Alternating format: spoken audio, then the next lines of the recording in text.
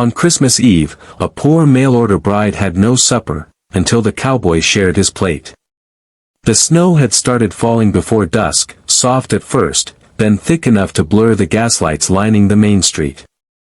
By the time the church bells rang for Christmas Eve, Anna Whitmore stood alone beneath a flickering lamp, clutching a small leather suitcase that carried everything she owned, and every hope she still had. Her stomach ached with hunger, but the deeper ache was the one she tried hardest to ignore, the realization that she had crossed an ocean chasing a promise that no longer existed.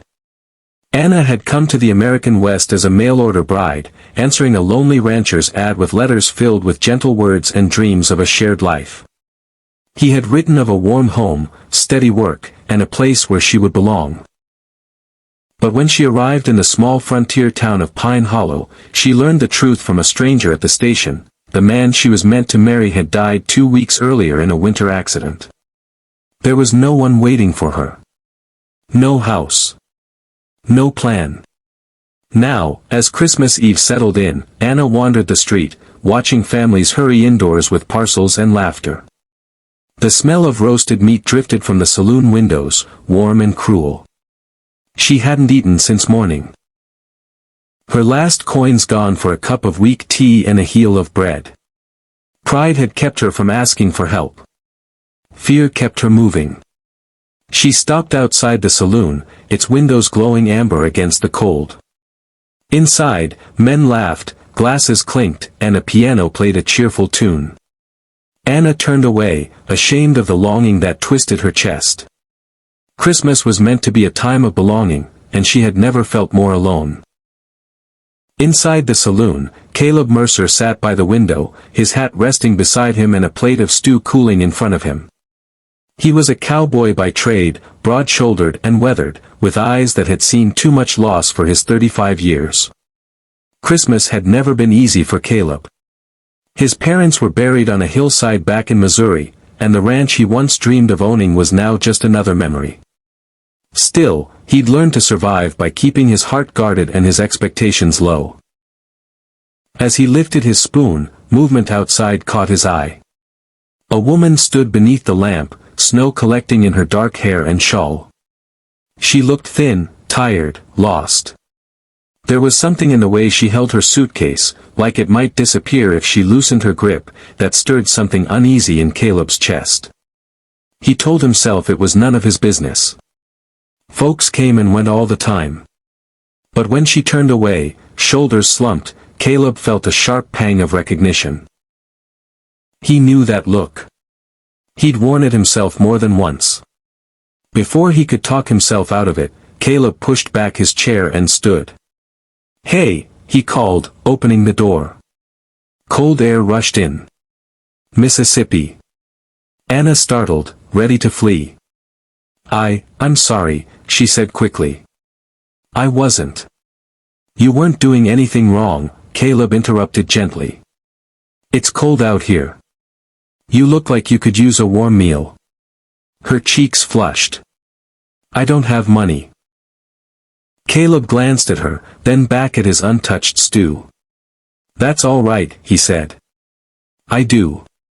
For a long moment, Anna hesitated. Accepting charity felt like admitting defeat. But her legs trembled, and hunger won. Inside, the saloon quieted just a bit as they took a seat by the window. Caleb slid his plate toward her and called for another spoon. Anna stared at the food as if it might vanish. "I can't take all of it," she whispered. "Then we'll share," Caleb said simply. They ate in silence at first, the warmth slowly seeping into Anna's bones. Tears pricked her eyes, and she blinked them away, embarrassed by how much this small kindness meant.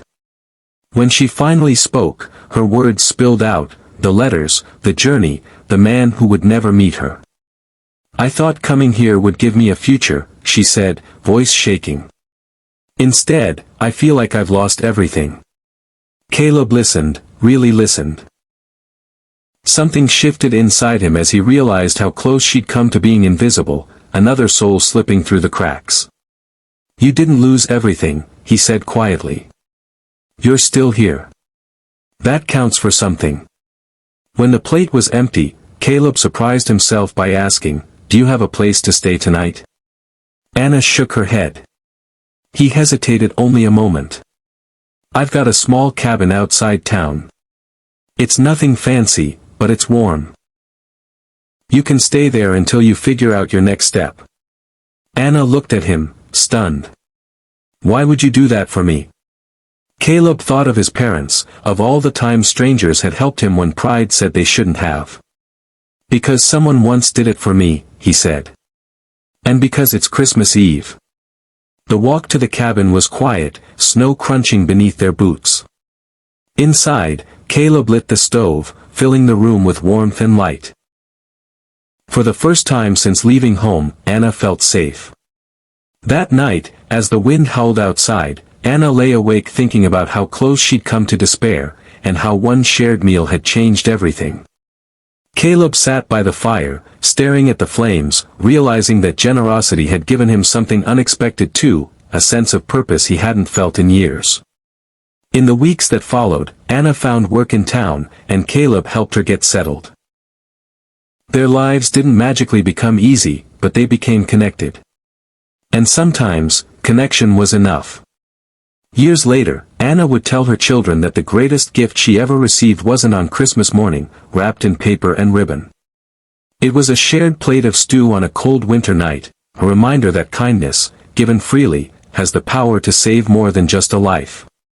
It can restore hope. And on that Christmas Eve in Pine Hollow, two strangers learned that humanity, at its best, is simply the courage to care.